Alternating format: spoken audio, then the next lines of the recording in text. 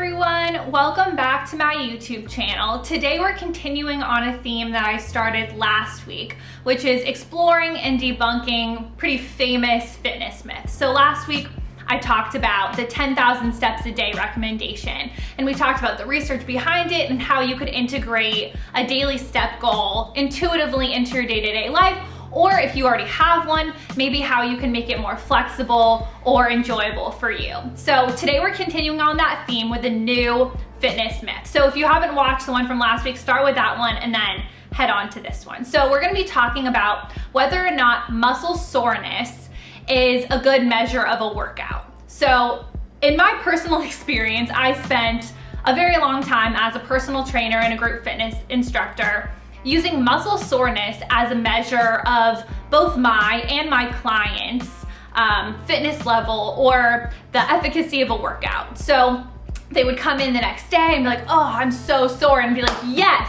great job, you did exactly what you needed, awesome. And if I worked out and I wasn't sore the next day, I had done something wrong. Had I not lifted enough weight? Had I not worked out long enough? It was always, to me, a red flag that I had done something wrong.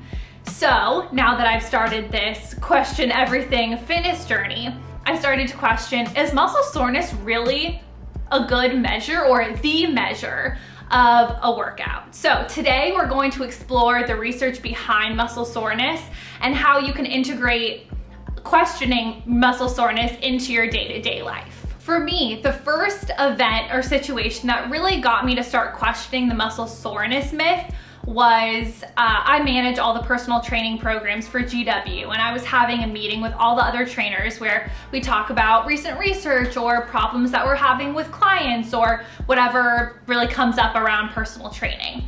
And somehow we started talking about muscle soreness, and one of the trainers said, if a client comes to me the next day and says they're super sore, I know that I did something wrong as a trainer. I never want my client to be so sore that, it hurts to sit down on a toilet or they gingerly have to walk upstairs. That means that I didn't do my job right. And I was like, what? Like that's the only measure of a good workout. Like, what are you talking about? You wouldn't want your clients to be sore the next day. So I asked her about it, and she was in training to become a physical therapist at the time, and was like, no, that means that they're opening themselves up for injury. That means I push them past the threshold of comfort for them, which is okay on occasion, but that level of soreness means that something's wrong.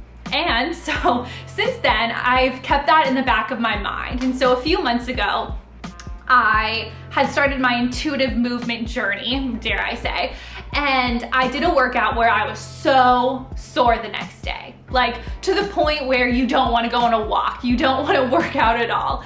And my reaction was so different than it would have been 2 years ago. I was like, oh no, I can't do lit yoga today. Like, oh man, I don't want to go on my daily walks. It was like disappointment and annoyance, not guilt or shame. So that's kind of what triggered me then to look into the research. So that personal training meeting was really in the back of my mind, and I started to actually look into the research around this. So there's two types of muscle soreness. The first we'll call acute muscle soreness. And this is, imagine you're in a group fitness class, they're making you do a wall sit, and you're feeling that burn in your quads.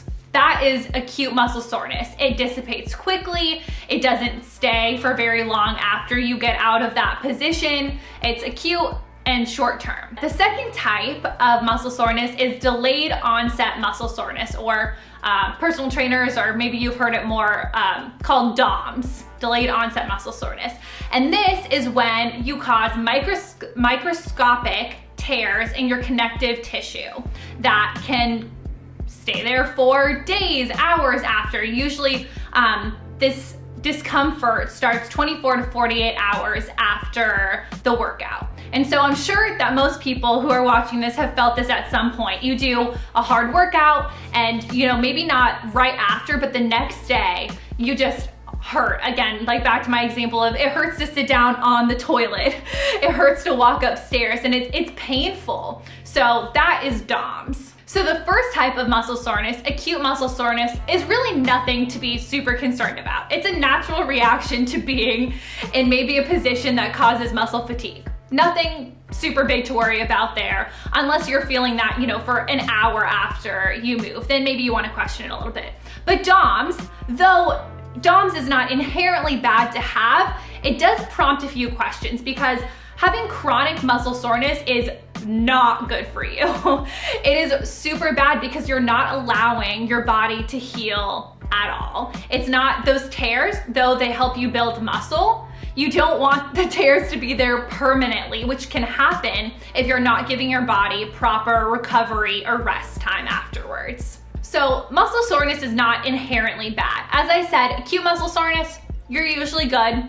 With DOMS, you definitely want to start asking yourself some questions. So it's funny to think that I worked in the fitness industry for so long and thought DOMS was a measure of like a good workout and not necessarily something to really reflect on. So the research really says that progression is the best way to prevent chronic muscle fatigue while also building strength. So progression is when you slowly and intuitively are adding on, you know, distance, power, weight, whatever the measure of exercise you're doing, you know, length of time, whatever that is. You're progressing slowly and intuitively rather than, you know, doubling the next day and just going back harder every single day. So the big question when it comes to muscle soreness is, can you progress effectively without muscle soreness? And the answer in the research community is absolutely. So you can totally build strength. You can run faster. You can swim farther. Whatever your measure of success is, and you know, watch my other videos for a conversation around that. But you can totally do that without having chronic muscle soreness or really intense muscle soreness at all. So the goal of exercise should really never be DOMS, delayed onset muscle soreness, and I'll give you two good reasons. The first reason is that there's no causation between soreness and improvements in movement or strength or distance or time. Your body can totally build muscle without being sore. So that's the first reason. And the second reason is that DOMS is a sign of essentially movement overdose. It's your body telling you, hey, too much, back off, we need some rest time. It's a big signal from your body that you have to reflect on what you're doing, and your body needs that recovery. From a psychological perspective, soreness is also not really joyful. I think even thinking back on the day that I was really sore, I didn't do any movement that day because it hurt to do movement. So thinking about different populations that are maybe getting back into movement or recovering from an injury, you know, more than ever, soreness can be a deterrent to joyful movement because, you know, it's not fun to have to avoid the stairs if you love taking the stairs or going on a walk. Muscle soreness is not necessarily a fun thing, and it can take a lot of the joy out of the movements that you might normally do. So if you're watching this video and you're like, yikes, every time I work out, I get insanely sore and can't walk for days. All right, great. Glad you're watching this because let's talk. So the first is reflecting on why you think that's a good measure of success. So where did that assumption come from in the first place? I'll be the first to say, I also had that assumption, and I've had to do a lot of reflecting on where that came from.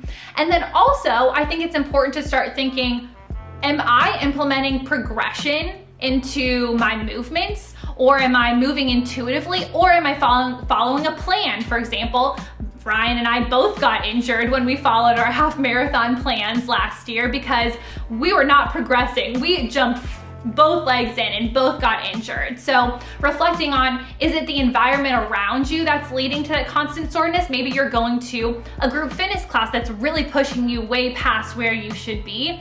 And it's good to reflect on, do you not feel like you can take modifications in the class? Do you not feel like you can take breaks? Thinking about the environment that is leading you to the place where you're constantly feeling that soreness. And just from a functional movement perspective, that delayed onset muscle soreness, the constant chronic soreness, it could lead to injury long-term, which could lead you away from joyful movement in the first place. So my advice today and we're going back to these fitness myths, is really taking some time this week to reflect on what fitness assumptions you've just assumed were fact. And we talked about the 10,000 steps, and today we're talking about muscle soreness. And I'm sure there's a million more out there that we've internalized and taken into our day-to-day life that may not be true. And I think at the end of the day, it's important to listen to your body and look at your environment and see how those two factors play into the decisions you make around movement. So that's it for today. So I wrote a blog post on the psychology of soreness a while back that I'll put in the description of this video. It also has the citations of the research that we talked about. And then next week, I have a super exciting video. So Ryan, my partner, is running a 25K, and I'm going to be taking his high quality camera and filming the whole experience. So be on the lookout for that next week. If you haven't already, subscribe to my channel, like this video, comment. I appreciate you all so much, and have a great rest of your day.